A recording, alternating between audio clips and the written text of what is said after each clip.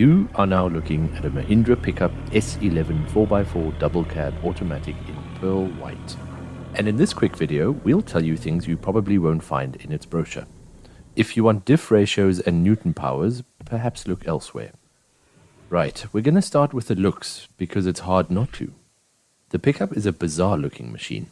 From its 90s aftermarket hatchback wheels to the pseudo-aggro grille treatment.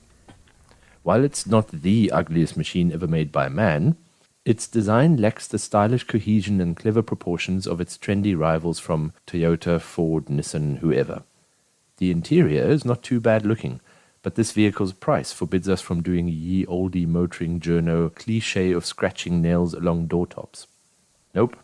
At a shade over 400,000 ZAR for this 2.2 auto double cab bakkie, that's South African for pickup truck, there are many foibles that we can forgive this Indian brute.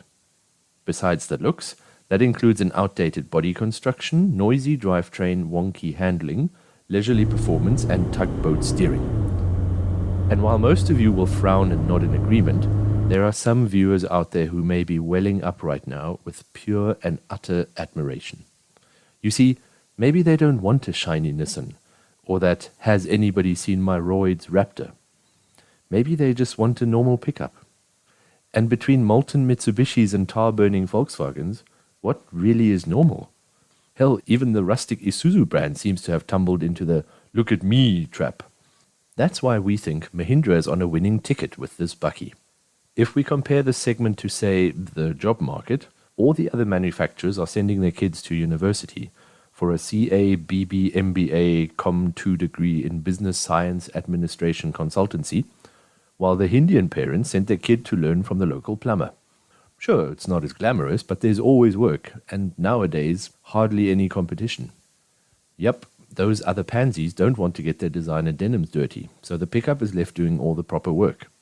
Speaking of dirt, its fabric seats weren't very supportive, but they did feel extremely durable. There's a fairly cool touchy-feely screeny thing in this truck, but we suspect that most owners won't bother with it. They will be far more interested in wheel articulation, load capacity, and torque delivery. It's here where we encountered a slight hiccup, literally, because our white press vehicle would occasionally stutter between gear shifts. Unfortunately, it proved almost impossible to replicate the problem.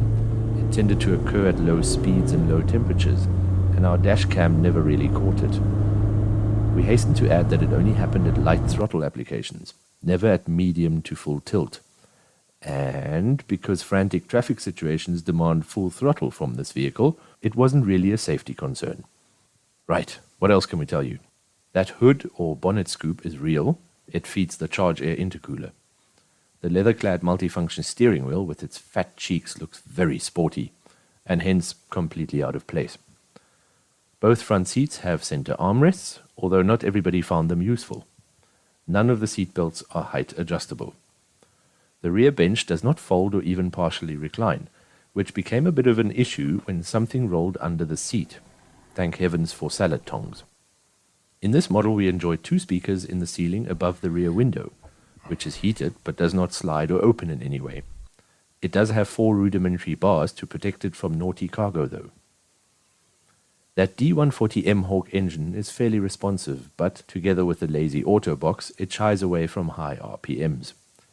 High-speed overtaking maneuvers should be planned very carefully or avoided altogether. The cabin is reasonably quiet at motorway speeds, but the tires are exceptionally noisy, as if they're howling at you. Come on, man, take us into the countryside, up a mountain, to a paddock, onto a farm, anywhere but this monotonous nonsense. And that pretty much sums up this vehicle. It's a cheap, rustic but well-equipped workhorse. Will it last forever, or give good fuel mileage? We don't know. We only had it for 7 days. Best you ask your nearest Mahindra dealership or someone who actually owns one.